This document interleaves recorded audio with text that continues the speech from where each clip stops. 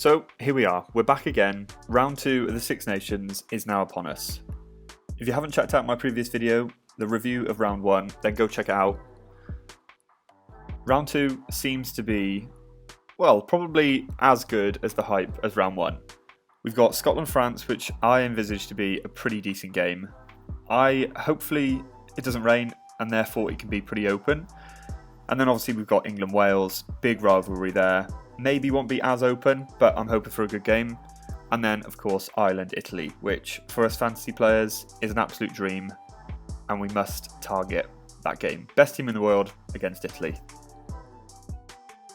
If you are new to the channel, then please subscribe. We keep growing this community year on year. With every tournament that happens, every fantasy rugby that happens, we're growing. So please subscribe, comment down below, and yeah, join the community.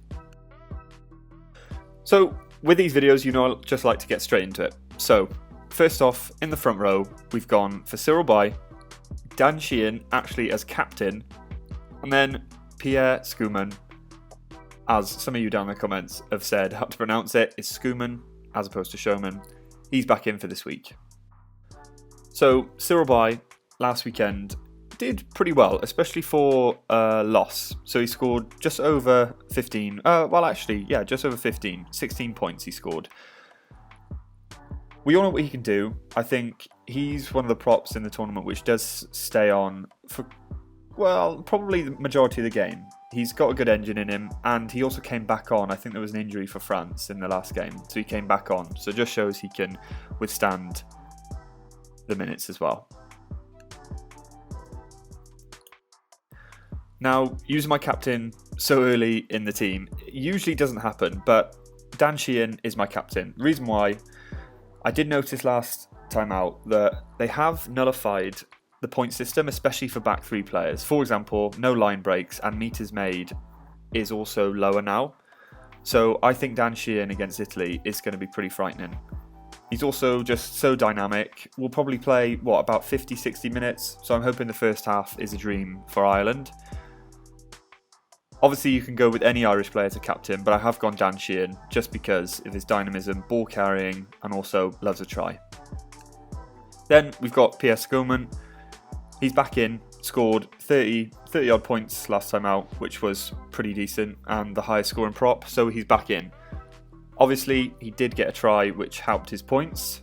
He's against France at home, so pretty sure, I'm confident he can do it again. Does carry the ball really well for Scotland too. It's one of their main ball carriers, so we'll get through a lot of work. And much like Cyril Bay, can actually get through a lot of minutes as well. I think Townsend's pretty confident in him, especially with scrummaging as well. Then in the second row, I've gone for the battle of England versus Wales. I've gone with Welsh captain Dafydd Jenkins, and then also Ollie Chessum has remained in the team from last week. So Dav Jenkins, obviously Wales captain, so I don't see him actually coming off the pitch, hopefully. Scored a decent 16 points last time, especially in, maybe a tight game, but it was actually quite an open game to be fair. Wales did perform in the first half, but most of his points did come in that first half. 17 tackles, which was pretty amazing. He also got relative carry meters as well, but hopefully carries the ball a little more against England. I do expect him to make similar tackles as well. England will try and keep the ball a little bit more, and Wales similar, and playing that underdog mentality. So I think for a cheap pick as well, 10 stars, Jenkins is pretty decent. Similar, Ollie Chessum is a pretty cheap option to be fair. Made 9 tackles, so not as much, but they were against Italy, so expected, but did carry over 20 metres, so that was pretty good as well, and also really good for line-out steals. I think in this Wales versus England game, the set piece is going to be pretty key. And looking at the Welsh line-out last week, it was pretty poor. So I think Chessum and Natoji, probably a good pick because they can get lots of line-out steals. Then the back row, I've gone with Greg Aldry. He remains. Caelan Doris also remains. But I have gone with Aaron Wainwright instead of Ben Earl. Might come back to bite me, but I'll show you my reasoning when we get to him. So first off, Caelan Doris, he's captaining Ireland for the first time, so I do expect him to have that just awesome game that he always seems to do, I do expect him to probably get player of the match as well, just on the basis that he just does so much work. So is also a pretty decent captain option, and might stay on for longer than Sheehan as well. Only one back row on the bench. As I'm saying it, might be swaying myself to pick him as captain, but I think I'll stick to Sheehan at the moment. Greg Oldry also got through so much work last week, especially in, a loss. Carry meters was almost 60, made loads of tackles, and then we obviously know if you had him, he scored over 30 points in a loss. So that's pretty good, and I do expect it to be quite a similar game to last week. Not in the sense that they're going to get dominated, but it's going to be a tight affair with quite a few tries as well. So I'm hoping Greg Oldry being captain, that battle against Doris is going to be pretty tough. I think they'll both come out with pretty decent points. And then finally, Aaron Wainwright. So last weekend he was top scorer, I think with 50 odd points. Yeah, 56 points. Carry meters was almost 100, made decent tackles and obviously got a try and a man of the match, which helped. He is pretty much Wales' most dynamic ball carrier. They'll want to get him on the ball quite a few times, especially against England, who defence looked quite weak against Italy. That's the reason why I've exchanged him for Ben Earl. We obviously know what Ben Earl can do in the World Cup for England. But Wainwright, I think, they've just got that underdog mentality, and if they can get him the ball, I think he's going to perform. At halfbacks, I've also backed another Welsh in Thomas Williams. He comes in, made a really good impact off the bench last week. And of course, I've stuck with Finn Russell, who was pretty immense last week. Also scored close to 50 points. So as I said, Thomas Williams made a great impact last week, and coming off the bench, he actually scored 11 points. So in 40 minutes, that's not that bad. And also, look, if he plays 80 minutes, then doubling that's 20 points. I'd be quite happy with that. I just think he's more dynamic than like Gareth Davis or the other 9 that they have. He's similar to Alex Mitchell in a sense, but I just feel Thomas Williams, maybe he just wants to perform a little bit more. So I've stuck with him. And then, of course, Finn Russell. I can't really exchange him. He is one of the most expensive players in the game, but last week definitely proved that. So, did carry over 30 metres, beat some defenders, got a 50-22, actually got a breakdown steal as well.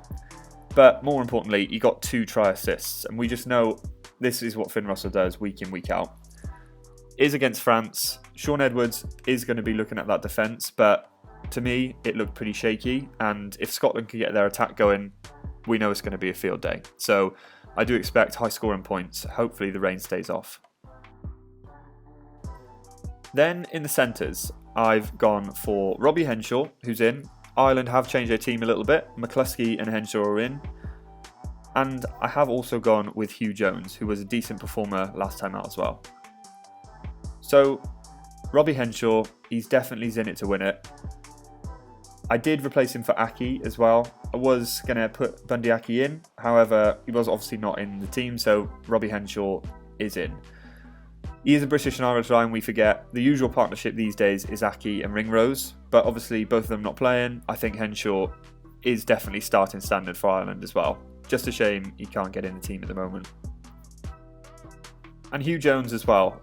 I think he was top scoring centre alongside Bundy Aki. Yeah, 23 points. Meters made almost 70 last week and also tackled 13 times. So he's just a really solid player, and much like his opposition number on the weekend, Gael Fickou just gets through loads of work, but I feel like Hugh Jones gets through a lot more attacking work. So I'm hoping tries, assists, especially with those Scotland backs as well. Then onto the back three. It's pretty similar. Damien Penaud is in again, did score last week. Do expect him to have another good game this week. It's Penaud at the end of the day. Van der Merwe is also in. Superb last time out, 2 tries. And I've also gone with Tommy Freeman. So I have backed England a little bit in this week. I think Freeman is owed and due a pretty decent game. 27 points last time, but I think he can build on that. So Damien Penaud, looking at his stats from last week, obviously did get a try, made 40 metres, which is pretty low by his standards, and only beat 2 defenders. So that was interesting. Did score 17 points, not terrible, but also you expect with a try at home, you would expect that to be a lot more. If he can get on the ball, do what he does, then I think he's a 40-point player week in, week out. So I think definitely stick with him. Penno is world class. And speaking of world class, it's Duhan van der Merwe. I love this guy. I was close to captaining him as well.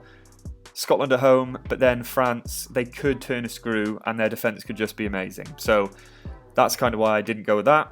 Did make 95 metres last week as well. 2 tries, as we know, so he's just so good for it. And also, look, 38 points, which was pretty decent. Quite quiet, nonetheless, when he doesn't have the ball, but when he does, we know what he can do. So I think van der Merwe, especially for his price as well, is just a must.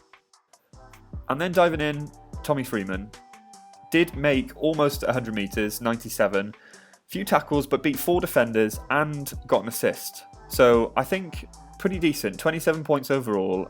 I was happy against Italy and that England side gelling together. I think 27 points is decent. If he can replicate that, I'd definitely be happy. But I do think that Freeman can kick on. Seen some of the stuff he's been talking about in the press and just maturity levels. I think he's a player that Steve Borthwick really likes. I just hope he can stay on for 80 minutes. And then, finally, in my super sub, I have gone with Ronan Kelleher. So, I know what you're all thinking because I'm definitely thinking it as well. I've captained Sheehan, the hooker, for Ireland, but then also super subbed the hooker for Ireland as well. I am deliberating whether to stick the captaincy on Sheehan, just because we know he's obviously going to get taken off for Kelleher at some point. And me personally, I'm going to be rooting for Kelleher to come on, and that will take away from Dan Sheehan's points. But I think it's a pretty good tactic. The Irish hookers do love to get themselves on the ball. They're so dynamic, so I think backing both of them is a safe play. And Kelleher also scored a try last time out, right? I think he scored 54 points coming off the bench as your super sub, so pretty decent. They're against Italy, so I do expect them to have a field day as well and also turn the screw. So super sub wise, definitely Irish. Kelleher was one of the best super subs last time out, so that's why I've gone with him. So that is my team. As you can probably tell from the video, deliberating obviously my captain, but I'm probably going to stick with it. It's either going to be Sheehan or Doris. Let me know your team down in the comments and whether you think I've got the right captain pick at the moment. If you did enjoy the video, then please leave a like and also comment down below with your thoughts. Subscribe to the channel and good luck in round 2. This is going to be a good one. Thanks for watching and I'll see you in the next one.